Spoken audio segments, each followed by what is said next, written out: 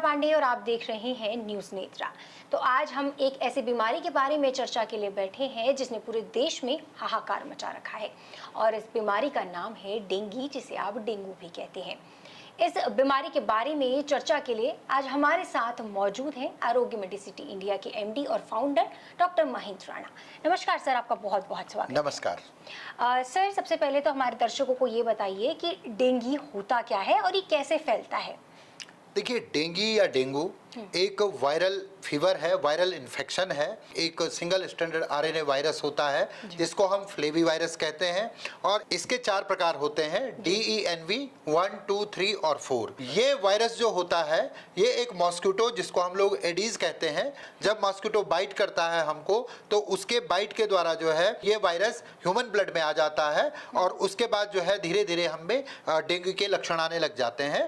Dengue के लक्षण जो होते हैं ये 3 फेज में आते हैं। पहला जो फेज होता है जिस समय हम लोग इन्फेक्टेड होते हैं मॉस्किटो बाइट के द्वारा इस वायरस से, तो उसको हम लोग जो है फेब्राइल फेज कहते हैं या इंक्यूबेशन फेज भी कह सकते हैं। ये 2 से 7 दिन का होता है जिसमें हमें रुक रुक करके हाई ग्रेड फीवर आने लग जाते हैं, स्किन में रैशेज या रेड पैचेज बनने लग जाते हैं। इसके साथ साथ आपकी भूख कम हो जाती है, आपको उल्टी का मन कर सकता है, आपको डायरिया लग सकता है और जनरल वीकनेस आने लग जाती है। तो ये पहला फेज होता है जो 2 से 7 दिन का होता है। इसके बाद जो सेकेंड फेज होता है इसको हम लोग जो है क्रिटिकल फेज कहते हैं और क्रिटिकल फेज में डेंगू के जो लक्षण है वो बहुत सीवियर हो जाते हैं। हमारी जो प्लेटलेट्स होती हैं ब्लड में उसका काउंट बहुत कम होने लग जाता है और उस वजह से जो है एक थ्रोम्बोसाइटोपेनिया की कंडीशन पैदा हो जाती है। बहुत हाई ग्रेड फीवर आने लग जाता है और बहुत ज़्यादा प्लेटलेट टूटने से कई बार जो है ब्लीडिंग होने लग जाती है बॉडी में। ब्लीडिंग होने की वजह से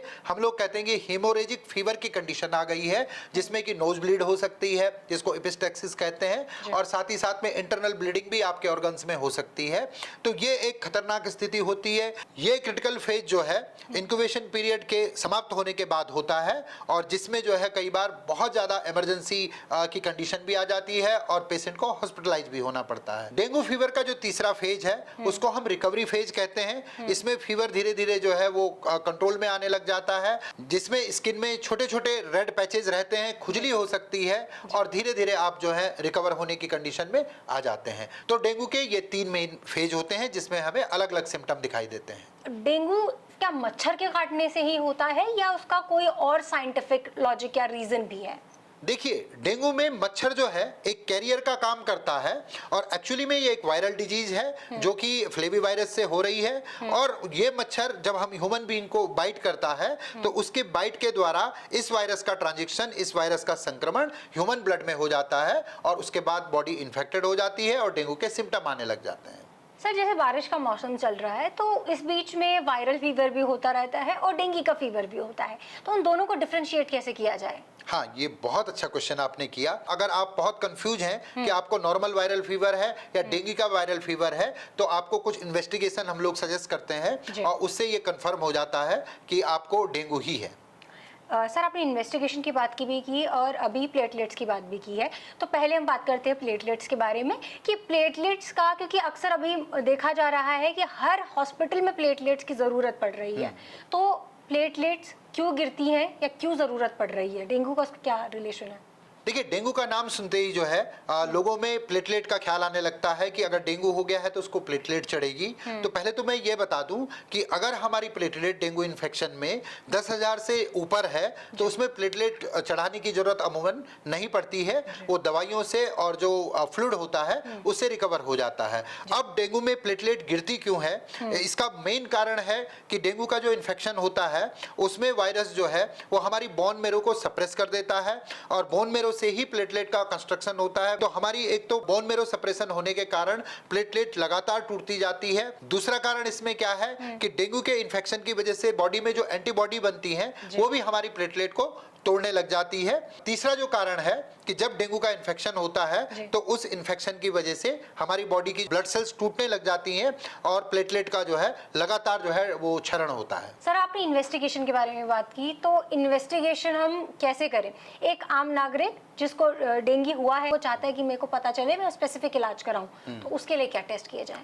देखिए, इन्वेस्टिगेशन कई बार बहुत जरूरी हो जाते हैं डेंगू फीवर में, क्योंकि हमें प्लेटलेट को मॉनिटर करना होता है। अगर ये कंफर्म हो गया है कि आपको वायरल फीवर है, बहुत हाई ग्रेड फीवर है, आपकी स्किन में रैशेज आ रहे हैं, हेडेक हो रहा है, कमर में दर्द हो रहा है, और ये फीवर 1-2 दिन लगातार चलता रहे, तो आपको जो है कुछ ब्लड टेस्ट करवाने होते हैं, जिसमें सीबीसी एक कॉमन ब्लड टेस्ट है। इससे न केवल आपके प्लेटलेट काउंट का पता चल जाता है, इसके साथ साथ आपके जो WBC होते हैं, अगर उनकी काउंट बहुत कम आ रही है और साथ ही में आपका CRP बढ़ा हुआ है, इसमें जो स्पेसिफिक टेस्ट डेंगू के होते हैं, उसमें एक एंटीजन टेस्ट होता है जिसको हम NS1 एंटीजन कहते हैं, और 2 एंटीबॉडी टेस्ट होते हैं, IgM और IgG। अगर ये टेस्ट आपके पॉजिटिव आते हैं तो इसका मतलब है आपको डेंगू कंफर्म है, और अब उसको सिम्टम के हिसाब से आपको ट्रीटमेंट करना है। सर, आपने इन्वेस्टिगेशन के बारे में बताया, अब हम चाहेंगे आप हमारे दर्शकों को उसका ट्रीटमेंट बताएं। डेंगू में एक सामान्य सिद्धांत है कि जब भी आपको डेंगू या वायरल फीवर हो तो आपको अपनी बॉडी का फ्लूइड इंटेक बढ़ा देना चाहिए, यानी कि तरल पदार्थों का सेवन जो है वो ज्यादा से ज्यादा करना चाहिए। उसमें आयुर्वेद के हिसाब से जो नारियल का पानी होता है वो बहुत सारे पोषक तत्वों, मिनरल से भरपूर होता है, उसका जो है लगातार सेवन करें। इसके अलावा जो गिलोय होती है, अगर हम गिलोय के रस का सेवन या गिलोय के क्वाथ का सेवन लगातार करते रहें तो हमारा न केवल वातज ज्वर बैलेंस में आता है, बल्कि वायरस में, क्योंकि इम्यूनिटी का स्ट्रॉन्ग होना बहुत जरूरी होता है, तो हम गिलोय से हमारी जो प्रतिरोधक क्षमता है वो मजबूत होती है। विटामिन C से भरपूर जो भी खाद्य पदार्थ होते हैं उनका प्रयोग हमें ज्यादा से ज्यादा करना चाहिए। उसमें बहुत सारी हरी सब्जियां हैं, हमारे फल आते हैं, फलों में भी जो है कीवी का जो फल होता है, अगर हम 2 कीवी का प्रतिदिन सेवन करते हैं तो हमारी प्लेटलेट काउंट बढ़ाने में बहुत मदद करता है। जिस भी खाद्य पदार्थ में आयरन की मात्रा ज्यादा होती है, ऐसे पोषक तत्व भी हमें लेने चाहिए, ऐसे आहार द्रव्य भी हमें लेने चाहिए, क्योंकि आयरन की मात्रा बढ़ने से हमारा प्लेटलेट जो लगातार गिर रहा होता है उसमें स्टेबिलिटी आती है। पपीता और हो सके तो पपीते के पत्ते का जो रस है वो बहुत अच्छा प्लेटलेट को रिकवर करने में हेल्प करता है। अजा दूध हमारे आयुर्वेद में कहा गया है कि जो बकरी का दूध होता है, ताजा दूध, बहुत ही एनर्जेटिक और न्यूट्रिशियस होता है। और डेंगू में क्योंकि वीकनेस बहुत ज्यादा आ जाती है, तो बकरी का दूध पीने से भी आपकी कमजोरी दूर होगी, आपकी रिकवरी फास्ट होगी। तुलसी के पत्तों को पानी में उबाल करके उस पानी का सेवन आप पूरे दिन भर करते रहें, तो वो भी, तुलसी में भी बहुत अच्छी एंटीवायरल प्रॉपर्टी है, ये भी आपको अवश्य लाभ देगा। अब हमारे दर्शकों को ये बताएं क्या क्या सावधानियां रखनी चाहिए, क्योंकि prevention is always better than cure. देखिए, डेंगू जो है 80% केसेस में बहुत ज्यादा घातक नहीं होता है, लेकिन क्योंकि हम सावधानी नहीं रखते हैं इसलिए वो कई बार घातक बन जाता है। पहली सावधानी तो ये है कि जैसे मैंने आपको लक्षण में बताया था कि डेंगू में बुखार रुक रुक करके आता है, तो जैसे एक बार आपको बुखार आया और वो हाई ग्रेड फीवर था, उसके बाद बीच का ऐसा फेज होगा कि जिसमें आपका बुखार उतर जाएगा, लेकिन उस समय सबसे जरूरी ये है कि हम लोग अपनी बॉडी को रेस्ट दें, आराम करें और खूब फ्लूइड इंटेक लेते रहें। पहली सावधानी तो हमें ये रखनी चाहिए। दूसरी चीज हम ये ध्यान रखें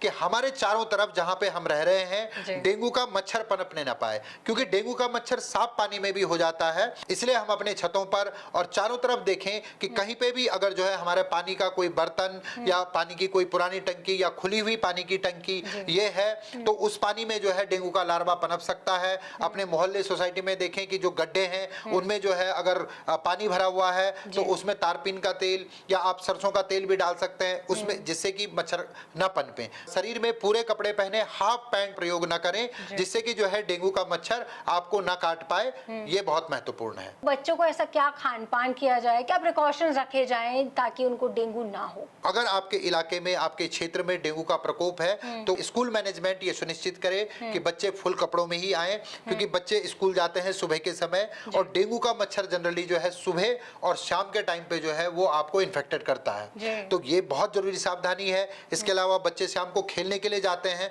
तो उस समय माँ बाप को चाहिए कि बच्चा जो है फुल कपड़े पहन के ही जाए, और जो भी उसके एक्सपोज्ड पार्ट हैं उसमें जो है वो तेल मालिश करें। वो नारियल के तेल की मालिश कर सकते हैं, नीम के तेल की मालिश कर सकते हैं, सरसों के तेल की मालिश कर सकते हैं, जिससे कि अगर मच्छर उनके आसपास रहे भी तो उनको इन्फेक्टेड ना कर पाए। बच्चों की इम्यूनिटी को स्ट्रॉन्ग करने के लिए बच्चों को खूब विटामिन C रिच फ्रूट का सेवन कराएं, नींबू पानी दे सकते हैं, इस टाइम पे नारियल पानी खूब पिलाना चाहिए। साथ ही साथ में जो है आप जो है हरी सब्जियों का खूब प्रयोग प्रयोग करें। बच्चों को इस समय पे फास्ट फूड, जंक फूड और मसालेदार खाने से जो है वो दूर रखें। डेंगू को लेके कई मिथ भी होते हैं लेकिन जिनका टूटना भी बहुत जरूरी है। तो ऐसा कौन सा कॉमन मिथ है जिनको टूटना चाहिए? डेंगू का पहला मिथ तो ये है कि आपको जो है डेंगू होने पर हॉस्पिटलाइज ही होना है। ऐसा जरूरी नहीं है, आप घर पर भी डेंगू की रिकवरी कर सकते हैं। बस आपको अपना फ्लूइड इंटेक बढ़ाना है, बॉडी को रेस्ट देना है और अपने सिम्टम्स पर ध्यान रखना है। दूसरा, डेंगू में आम लोगों में ये धारणा है कि डेंगू के मरीज से भी आपको डेंगू हो सकता है। तो इसमें दो चीजें हैं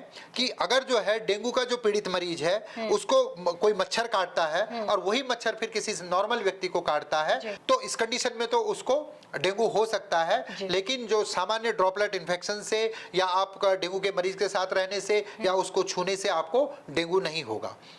तीसरा जो मिथ है डेंगू में कि एक बार अगर डेंगू हो जाए तो वो दोबारा नहीं हो सकता है। मैंने जैसे आपको शुरू में कहा कि डेंगू में 4 प्रकार के वायरस इन्वॉल्व होते हैं और एक बार में आप एक वायरस से इन्फेक्टेड होते हैं। तो अगर सेम वायरस आपकी बॉडी में दोबारा जाता है तो उससे तो आपको डेंगू नहीं होगा, लेकिन जो अन्य 3 प्रकार के जो वायरस डेंगू के हैं अगर उनसे अगली बार आपको इन्फेक्शन होगा तो फिर आपको दोबारा डेंगू होगा और ये जितनी बार आपको होगा उतनी बार और खतरनाक सिम्टम्स के साथ होगा। सर, हमारे दर्शकों को बताइए, क्या डेंगू की कोई वैक्सीनेशन उपलब्ध है या फिर आने वाला है? देखिए, डेंगू की वैक्सीन तो उपलब्ध है लेकिन ये अभी कुछ ही देशों में जो डेवलप्ड कंट्रीज है वहीं पर अवेलेबल है। दुर्भाग्य से हमारे देश में अभी डेंगू की कोई वैक्सीन उपलब्ध नहीं है, इसलिए यहाँ पे प्रिवेंशन से ही हम लोग जो है डेंगू से बच सकते हैं। तो मैं तो यही कहूंगा अपने दर्शकों को कि आप लोग डेंगू के सीजन में जब भी आपके क्षेत्र में डेंगू का प्रकोप बढ़ रहा हो तो सावधानियां बरतें। मॉस्किटो रिपेलेंट का यूज कर सकते हैं। आप अपने शरीर को नीम के तेल से भी जो है प्रोटेक्ट कर सकते हैं जिससे मच्छर बाइट नहीं होगी। आयुर्वेद में ऐसे धूपन द्रव्य वर्णित है जैसे नीम की सूखी पत्तियां, तुलसी की सूखी पत्तियां, इसके अलावा कपूर, जिनका धूपन करके, जिनका फर्मेंटेशन करके भी आप मच्छरों को जो है अपने वातावरण से दूर कर सकते हैं। मसालेदार खाना खाने से बचें, जंक फूड खाने से बचें, फास्ट फूड खाने से बचें, अपनी इम्यूनिटी को स्ट्रांग रखें। जी, बहुत बहुत शुक्रिया सर, आपने बहुत सारी जानकारी हमारे दर्शकों को दी। इसी के साथ आप सभी अपनी परेशानियां या कुछ भी आप डॉक्टर से राय जानना चाहते हैं तो आप कमेंट बॉक्स पर हमें DM कर सकते हैं। धन्यवाद।